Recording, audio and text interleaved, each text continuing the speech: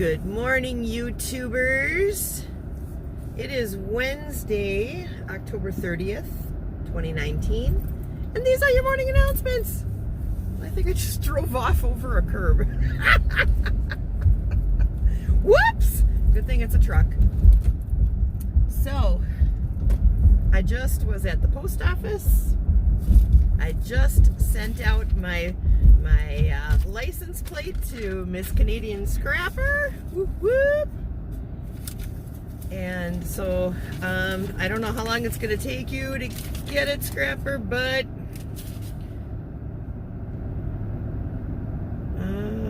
yeah, it doesn't say any estimated date on here, but just keep an eye out for it. It's in a bright pink package. So I'm excited that I'm gonna send you a license plate to add to your collection to represent Wisconsin. So there you go. It's on its way. It's the first time I've ever sent anything outside of this country. I gotta fix this. There we go. Is that better? No, not really. Batman, what are you doing back there? He must not have gotten a good night's sleep. He's kind of doing the I'm really tired lean over there. Crazy Batman. I have exciting news. Some of you got to hear this last night in Miss Canadian Scrapper's room, but for those of you who weren't able to make it there, I, as of yesterday, am 40 pounds down. 40! Woo! I finally hit that mark. I'm so excited. Oh, that kind of re-energized me with this diet thing, because I'll tell you what, last week I've been struggling to stay on the diet. Now, I never went nuts, but we had pizza the other night, and I'm not kidding you, I ate half the pizza. I ate half of it. So I wasn't expecting to get on the scale yesterday and actually see that I've lost maybe I even lost more than that, and then gained some back because I ate pizza. But I don't weigh myself every day. I only do it once a week. So to get on that scale and to see that I am 40 pounds down made my day. Oh my gosh, I'm so excited. So yeah, I'm re-energized, refocused. That was a shot in the arm of encouragement that I needed. So rock on. So what else is happening here, guys? Oh, well, I'll tell you what's happening. My phone is falling off the windshield. That's a thing. Let's get this back on here. So this morning, I was in Totally Kathy's room for devotions and prayer. And I love starting my day like that. I can't tell you guys enough how much I appreciate Kathy and her faithfulness to us as a spiritual guide. She's on daily. And today, the devil was trying to get her. She was having some problems with a corrupted program, and she could not get on to do her live stream the way that she normally does, which is on her Mac. So she had to do it on her phone, and it was kind of awkward and clumsy, and she wasn't able to do what she wanted to do, but she was there. We did our devotion, we were able to pray, and the devil didn't win today. Not today. God stepped in and said, oh no. So we were able to spend time together and pray and have our devotional, and that in the morning means so much to me. You don't even know. And she was talking today about her struggles with weight, which I totally get, because I struggle with that same problem. I have that same issue, and I got issues on top of issue after issue after issue like tissue, one after another. You know what I'm saying? So I I feel for her. I totally get that. And I'm going to tell you something. Today's devotional was about how in struggles we seem to get closer to God. And I can tell you through my own personal experiences that is 100% true. When I started this weight loss journey, I started it, well, because I wanted to lose weight. I was thinking about doing it for a while before I actually started. The thing that was holding me back was the fact that I drank a lot. I drank a lot of beer. I was always drinking beer, and I knew that the weight that I put on was because of a combination of my age and the fact that I drank so much beer. I knew it. And I was putting off the diet and putting off getting healthy because I could not picture life without drinking beer. I couldn't. So I put it off, and one day on July 14th, I got really drunk. Like, I drank a 12-pack of beer. I woke up the next day, I was totally hungover, and I think I talked to you guys about this before. I'm very good at hiding the fact that I'm hungover. I got very good at that over the years. And so I was going about my day, doing my thing, totally miserable, totally in pain. And I had decided, yeah, today is going to be the day that I start this diet because I need to lose weight. I need to feel healthy, because at the time I was not feeling healthy at all. Not just because of being hungover, but just the weight was so much on me. I couldn't breathe. It was terrible. And I had this supernatural feeling come over me. I can't explain it. And I got down on my knees in the bathroom with my arms raised towards heaven, and I prayed, and I was wailing and crying and screaming out to God to help me quit drinking. And a supernatural experience occurred.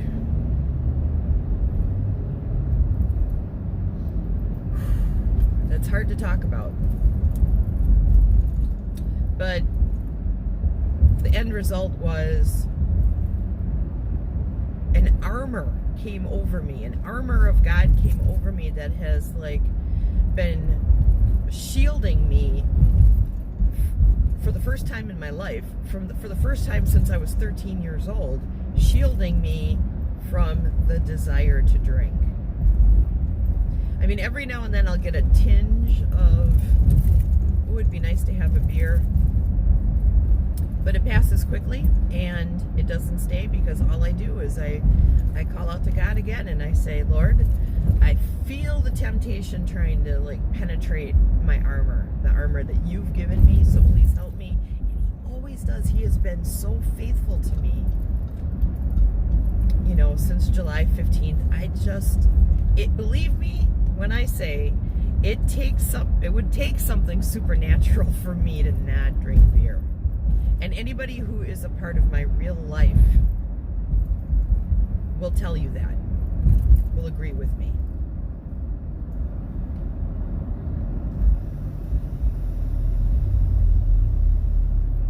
And I work in a bar.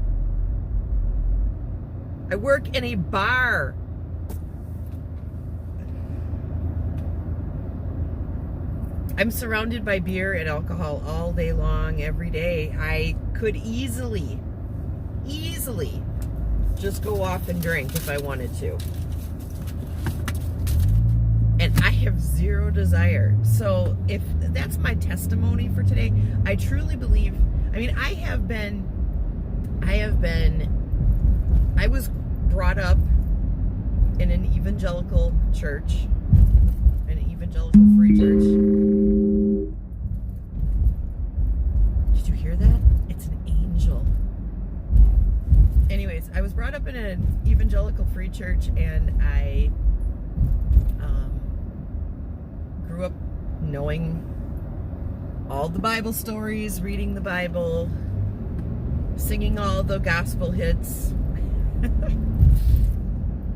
But I've never I never felt closer to God than what I do right here, right now. And I think part of that closeness that I'm feeling right now is because of this morning devotional thing with Totally Kathy. Honestly, I have made friends there who are praying for me and who I'm praying for. And we get together every morning and we share our joys and our sorrows. It's men and women. And we're praising God together, you know? And every day we start off our day this way, and it has made a huge difference in my life.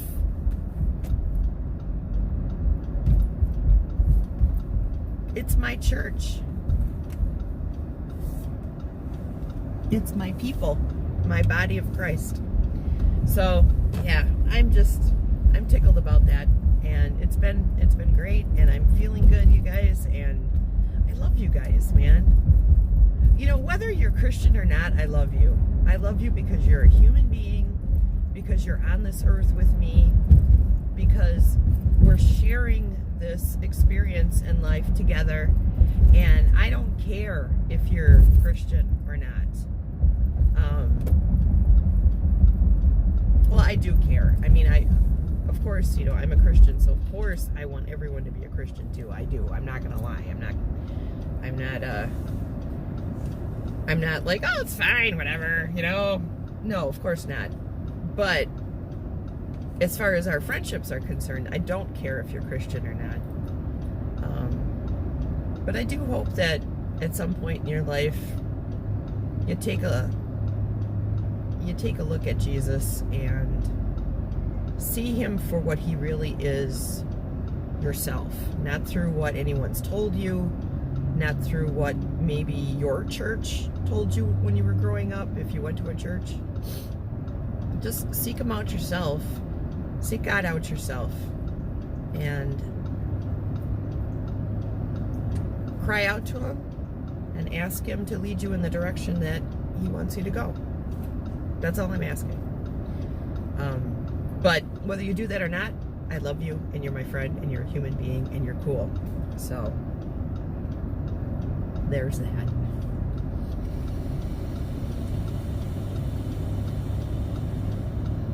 But Jesus is pretty freaking awesome, man. I mean, the older I get, the more... what are you doing? It's a red light. Jeez. Unbelievable. Lord, be with me and keep me patient. Okay. Anyways, I think that Jesus is pretty freaking cool. You know?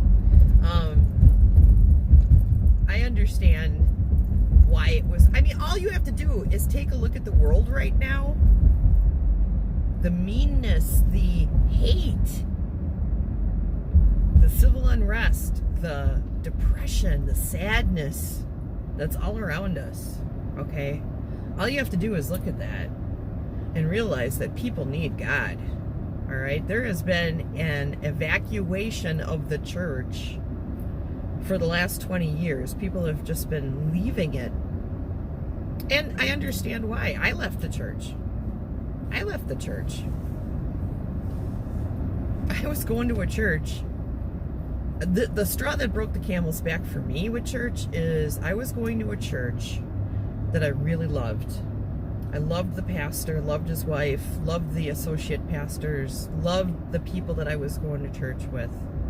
And every week I'd go to church and I'd hear these sermons that like touched my heart. And there was a sermon that particularly touched my heart about addiction. And that was like the first time in my life when I realized, yeah, I think I might have a problem here that I need to take care of. And this is going back 12 years, okay? Maybe even more, maybe 15 years. And the sermon like touched my heart, and I mean, the pastor was up there crying and slamming his fist down on the pulpit, talking about how, you know, we can fight these addictions through the Lord. And I just was like, wow, yes, you know. And that was my first attempt to quit drinking, only to find out that his wife was a raging alcoholic who was coming to church drunk every week, which I didn't know. I guess I always kind of wondered why she never really talked to us. But I found out that she was like a raging alcoholic, and that enraged me so much. I thought, oh my gosh, here this guy is standing up in front of the church talking about how he's got to, we all got to get over our addictions, and how, our faith should be enough to help us do that through God, and blah, blah, blah. And I was so angry. I thought, you freaking hypocrite coming up there in front of the church and telling people all this stuff while your whole wife is a freaking drunk. But you know what? I think back on that now, and I think, oh my gosh, I was so not compassionate. And I couldn't have been at that time, because I wasn't ready to fully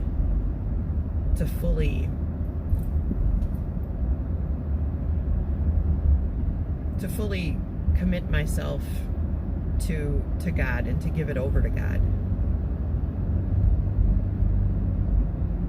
And it wasn't that I was so angry about the pastor and his wife.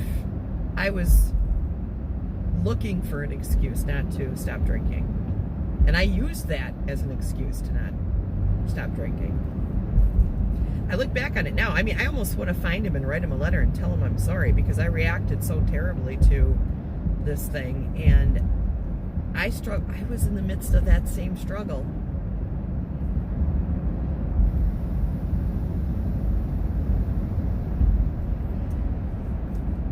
And now I look at it, pastors are people too, guys. Priests and pastors, they are people. They are people with weaknesses,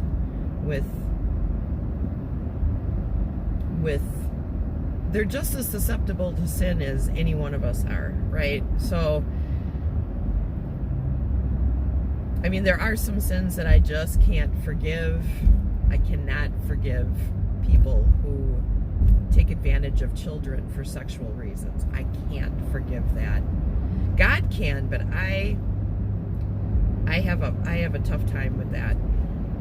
But in the case of like my pastor, I should have been more compassionate. I think the whole church should have been more compassionate. Because I think that sermon was for his wife. It wasn't really for us. It was for his wife. He was trying so hard to get her to see what she was doing to their family. And I understand that now. Because now that I'm not drinking, I'm being forced to look at what I've done to my family. And I'm ashamed.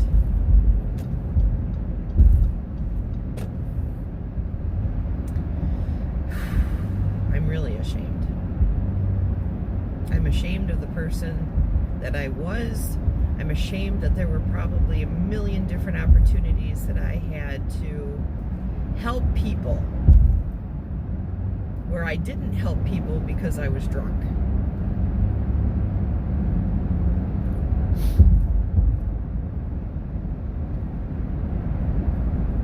I'm seeing myself through in a clarity that I've never seen myself before, It's a humbling experience, but it's one that I need to go through so that I can heal and that I can be the best person that I can possibly be for my family, for my friends, and for my God. So, anyways, I've talked long enough, you guys. I'm sorry, I'm just rambling on here, I suppose, but now you're getting to know me a little bit. This is the real me. This is the real Rachel, the things that I struggle with, and it feels therapeutic to be able to talk to you guys about it, and I'm glad that you guys are there to help celebrate with me, the victories that I'm having in life, and to hold me up when I'm down. You guys don't know how important you are to me, and I really appreciate you guys. I love you guys. Mwah. You have a great day, and I will talk to you all again soon, okay? All right, bye-bye.